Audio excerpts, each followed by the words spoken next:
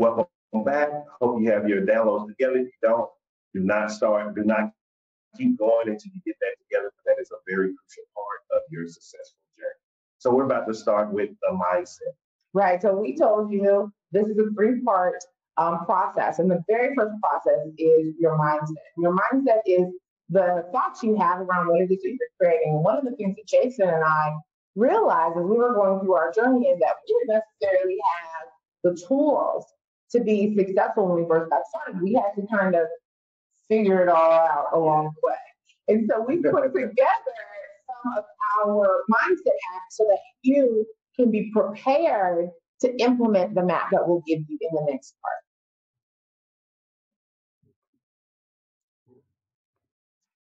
So part one is getting clarity. Clarity is power. And you may have never heard this before. The way we eat was never our choice. It was choices that was put on us, and it was before we even had a decision on what we wanted to do. It doesn't mean that someone did it out of bad intent. It was just with the best knowledge that they had at the time. So by getting that clarity, it gives you the power to start actually being successful in a lifestyle change. And this is one of the main reasons why diets do not work. The second part of clarity is we only have two biggest motivators to change in life. And what are those, CC? Right. This is a really great point. And this is something that a lot of people can benefit from understanding, right? If you want to make a change in your life, and we're talking right now about this side, but we work with people around lots of issues in their lives. And most people are going to be motivated to actually create change in their life by one of two things. And that is either pain, meaning I've gone through such a negative, such a painful experience that I've got to do something different, right? Like, I don't know about you, but I've certainly been there in a lot of places. There's this triggering event that is so painful that I've just got to do something different. And that will cause you to change in an instant. In fact, change does happen in an instant. Pain is a really great way that we will sometimes create change. The second part of that is pleasure, meaning I might be so excited, I might be so enticed by what's possible that is what it is that's going to help me change my life. So in this example, maybe you've got a really compelling future that you want to work towards, and the pleasure of that experience will be so positive. But of the two, pain or pleasure, which of these comes up most often, is most often the trigger for people? Pain. Yeah. And just to give you an example, this is what was my motivator to change. So CC and I, like, remember we told you we had the beautiful home, the oasis. Every Sunday we would have family dinner. We would go to our favorite diner. They knew us. They had our booth ready. They knew what we were going to order. If we were a few minutes late, they were worried something happened. However, one Sunday we were getting ready to go and something changed. I had to ask CC for help just to put my shoes on. And then I couldn't bend down even to tie my shoes. And now I'm coming from a veteran, military guy. I'm used to being this big buff, powerful. And I felt so weak at that moment. I didn't feel like a husband anymore. And I didn't feel like a provider or a protector for CC. And so I knew something was wrong. I went too far. Yeah, that's pain, right? And I had a similar experience. The situation for me when I decided to try a plant-based diet was all about pain, right? So Jason and I had moved. We've gone to this foreign country. We were in Panama. We were living in this really cute house with a pool in the backyard, and we just wanted to kind of hang out that day. And I said, you know what? I'm going to run to the corner store. It's just a block away, and I'm going to get us some snacks. And as I'm walking onto the store, and again, it's just one block away, I sort of turn the corner to walk in that direction, and I just feel this crushing pain on my chest. And I'm going, what is that? And as I take another step, it becomes heavier and heavier. It's like there's a load on my chest. And it was so painful. My mind started going, oh my God, is this it? Are we dying? Are we going to die at 30 years old? Is this all that we have to offer? Is this how it ends? Am I going to die in this foreign hospital? My mind just went crazy. And I sort of collected myself and I took some deep breaths and I kept walking. And I went to the store and I bought the snack, which if I'm being honest, this is not a place where we can get anything healthy, right? So I don't remember what it was, but it was probably chips and junk food, right? I got the snacks and I turned around and I went back home. And the whole time I'm sort of freaking out. And when I get home and I sit there, I don't really want to tell Jason what just happened. I don't want to go and end up in an emergency room and only just moved. And so, I'm sitting there and I realized, holy cow, you know what just happened? That's my acid reflux. And it took me back because I realized that just a year earlier, when I was still working, I called Jason up one day at work and I said, "Hey, honey, I'm having some really bad acid reflux. It was really burning on my chest that day." And he said, "Okay, I'm going to go and get you some allergies." And he drove 30 minutes to my job and brought it to me. And I recognized that in the span of just about a year, what a difference I had experienced in terms of pain, right? I went from having discomfort. I mean, it was very uncomfortable because I called someone to come to my job and bring me something to have some relief, right? But a year later, I thought I was dying. And in that moment, I knew that I had to make a change. I had to do something different for my health and my well-being. I didn't want to be in paradise and not get to enjoy it. And that's when I started digging, right? I started looking online and reading resources and trying to figure out what I could do to take my health back naturally. And so with that in mind, we want to help you get some clarity, right? We want to help you figure out what your biggest motivator will be. And we don't know if it'll be pain or if it'll be pleasure for you, but we want to give you an exercise today to help you get some clarity around why you want to make this change. And so grab your workbook. We're going to walk you through this exercise. We're going to walk you through each question. We won't do this for every exercise, but we want to make sure that we do this with the very first one because it's incredibly powerful. So the very first question in your workbook is, what's the current state of your health? Now, be very honest. So, like, if you heard CC's story, but here was the current state of my health at that time. I couldn't walk. I literally had to I joke about it, naming the walker Chester, but I was 30 years old needing a walker. Mm-hmm. I had just had a cardiac event, so I had to start seeing a cardiologist. I had uncontrollable blood pressure, so every month they had to put me on a new pill or a higher dose. So that was the current state of my health. And what about GCZ? Yeah, so for me, I had really bad acid reflux, as I just described to you. I had absolutely no energy. I had chronic migraines that were light sensitive, right? So you want to write these things in, but take a personal inventory of your health. Where was I? Where am I? Right? For you, it's still current, right? Where am I in my health? How are my energy levels? How is that? What does that look like? And just be honest and write it all out. Are you on prescription medications at any time? Do you have any chronic illnesses, right? What are your energy levels like? So go ahead and really fill that one in. Now, once you've done that, the next question is, what's my health issue? What has my health issues cost me up to this point in my life? And this is very important, right? Because our choices have costs. And this is a lesson that one of our mentors taught us. And, I've done this exercise a lot with different things in my life. And when I start thinking about the costs, I realized just how heavy my decisions have been. So, Jason, what's an example of a cost that somebody might be experiencing related to their health issue? What was a cost? So one of the biggest costs was, remember how I told you, we started to go on vacation. We went on our first cruise. It was lovely. It was one of the best experiences in life. However, when it was time to go on the excursions for the Mind Ruins, it's at difficulty level that really high. And so we called and asked me, like, can we, is it really that hard, or can you do it? They saw me and it's like, you can't do it. I wasn't able to go see the Mind Ruins. Now we're in quarantine. We don't know when the world's going to back up. And the big thing is, just by looking at me, they knew I couldn't do something. Like, it also reminded me of, like, go to amusement parks when we go on Lisa and nephews. I would have to sit out there. Cece would have to let go of some of her fun because she knew I couldn't get on the rides because I was too big. So it wasn't just costing me things, it was costing my family memories and adventures together also. Those are really good examples because sometimes we think about costs and we think about money, and there are financial costs. What are you paying in health insurance? What are your prescription drugs costing you? Like there are medical costs, but there are also sort of emotional costs. There are experiential costs, right? Jason gave some really good examples of some experiential and some emotional losses that he had, and so keep thinking about what it is that it has cost you. Okay. Number 3 is if I do nothing, where will I be 1 year from now or 10 years from now? And we really want you to dig deep here. Yes. So we see how 1 year with Cece changed drastically, where she thought she was dying from the same condition, but it came to a point where it felt like death.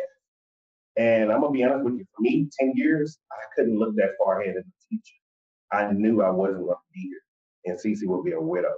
And so I know like this is something most people don't want to talk about, but we must get the clarity. Like if you're in a state of health where 10 years is not looking like it's going to be an option, what's 5 years going to look like if you can make it better? You can make a change. Yeah. And so we don't do this exercise to scare you, but we do this exercise so that you can have a vision, right? Because the reality is, like Jason said, we don't know where we'll be 10 years from now. And it's funny because when I had that moment, when I had that situation where I was like, oh my gosh, is this it? I literally thought, oh my gosh, my parents, right? Both of my parents died really young. My dad died from heart issues. And so for me, that was a very big determinant. And so as I was doing sort of an exercise similar to this, I realized, I don't know if I'll be here 10 years from now if I stay on the same trajectory.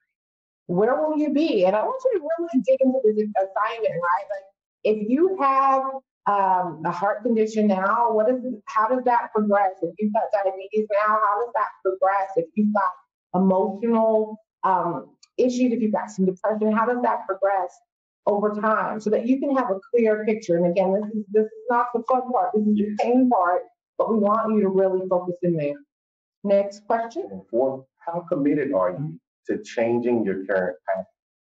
But also, why are you committed? Now, for me, my commitment was 100%, but it wasn't for me. It was for Cece. I wanted to make sure that I'm that husband that she wanted, the husband that she married, the husband that when we were holding hands in the courthouse and saying our vows and saying we love each other, that was my why, to have more moments like that. So get deep. And if the why isn't about you, it's okay. Yeah, wow, that's powerful, right? And so I think that's a really good point. And I hadn't really thought about approaching it in that way, but that's a really good point. Sometimes our motivator, especially when we're first starting out, isn't about us, right? Maybe for you, it's about being there for your kids and being able to have more experiences with them. Maybe it's about being able to be there for your partner. But really deciding that, I'm committed to making a change. And in order to do that, this is why, right? So that is what part 4 is. And the final part is we want you to decide to make a change right now. Right now. We don't want you to hem and haw about this process. We're on step 1, right? There are going to be 11 steps in this process. So we want you to put yourself in a position where you've decided that from right here, from right now, I am making a commitment to my health, okay, and for my family's health. And I want you to start thinking about the pleasure. What does health and vitality look like to you, right? How will you feel, right? And emotionally, how will you feel? And how will your body feel, right? Like, what will it be like to not have joint pain? Right? What will it be like to have energy, right? So I want you to really feel into that. And then the last question I have on there for you to think about is, what will you do more of? And this is really important. I think it's a really powerful question because sometimes we think about our futures and we're not really thinking about what opens up for us. Should we make a change? And let me tell you, when you get your health back, when you get your, and this man is walking, how many miles a month are you walking down? So I set a goal, I made a decision, and I said, you know what? Because I have a spinal surgery also, that's the reason my back. And so my doctor, he told me that I would never be able to walk long distances again. So I said, you know what? I want to walk 150 miles. Crazy. Someone who went from Chester to Walker to get around the house. And I said, I'm going to walk 150 miles a month. So I walk about 180, close to 200 miles a month. Just 2 days ago, I went in. Right? I didn't know it was a moment. You're going to have fun with that, right? But what will you do more of, right? What decision will you make? What sorts of activities will you be doing more of in your life so that you can have, now that you have health and vitality, we want you to really sort of jot your ideas down. We'll give you lots of questions there to kind of to get a vision. Now, once you've completed this exercise, and you might want to hit pause so that you can do this exercise. We'll have one more exercise around clarity that I think is really powerful. Okay, so our final exercise is called. This is your 1 year goals looking back. Now I'm gonna let Cece explain this one. This is something she actually did live in a professional development course. I wasn't there for that one, so let's let Cece take the floor. Okay, so good point, right? And so we told you that, we were like, we've got to change our lives, mind, body, spirit, and business, right? We just wanted to reinvent ourselves. So one of the things that I committed to doing was doing personal development live every year, right? And so, we're in quarantine, but I still did a live event via video even this year. But a couple of years ago, I went to my very first one just by myself, really wanted to hone in on some issues that I was facing. I wanted to work through some limiting beliefs and really push myself further in life. And so Jason and I made the decision that I would go by myself so that I could really feel into the experience. And boy, right? Like I cried snotty tears as I was working through some issues. We had a small group of probably 25 of us. It was an incredible workshop that I attended. And, we laughed and we smiled and we had really great experiences. But the thing that really stood with me that I still, really love, and that is sort of based in this exercise, is on that very last day of this personal development workshop. Our mentor in this environment got to the front of the room and she said, all right, we're going to play pretend. Right? And I don't know about you, but I haven't played pretend in a long time. As an adult, you don't play as much. That's a whole other course. I can, talk to you a little bit more about that. But she said, we're going to play pretend. And I want you to imagine that we are now 1 year out from this workshop, right? And we're having a reunion, right? We're reunited and you're seeing each other for the first time. And I want you to fill each other in on how incredible this past year's been for you. And it was such a fun experience. We literally were like, oh my goodness, you look incredible. What have you been up to this last year? And literally we would get so excited and Jason would go, oh my gosh, I made a fitness in my house and I lost 300 pounds. And here we were in this environment, and it was so powerful to share some of the things that we had created, right? And so we did this from the past tense. We were like, oh my gosh, at the start of the year, I launched an email campaign and I, released my first lead magnet, and oh my gosh, I got, 500 new people on my email list, and I've been having conversations with them, and they've been sending me, gratitude messages, and I sold reports. So we started doing this sort of imaginary visualization exercise that was so powerful because we were living in that moment, right? I was talking to you about what happened over the last year, it hadn't happened yet. And so the one element of this that we didn't have is that it wasn't written down, right? So I didn't have the ability to go back and look at it and visualize and get back in it. I had to kind of just remember, right? Like, oh yeah. And I was like, okay, that email campaign, right? So I gotta work on that, But we want you to do that exact thing, but we want you to act like it's the 1 year anniversary of you taking this course, right? It's your 1 year anniversary, and you're gonna write a letter to yourself explaining all of the amazing things that happened over the last year. So Jason's gonna read you the instructions for this exercise. So write a letter to yourself. Imagine yourself 1 year, and you committed to your lifestyle change. How has your life changed? How does it feel to have accomplished your goals? Like, really think about it. How does it feel to accomplish your goals? How have you changed? Is it physical? Is it mental? Are you able to do more? Like, I'm able to walk so much. What do you do more of? And just really, really feel it. feel those emotions. Like if you would have told me back in 2015, hey Jason, you're gonna be in a foreign country, you're gonna be walking, you're gonna be able to hike a mountain, I would have cussed you out. But the feeling of it right now, knowing that I can go outside and go have a walk without pain, wow, that is amazing. Some days it almost brings tears to my eyes because it's so satisfying just being able to really, really dig deep on it and get into the emotions.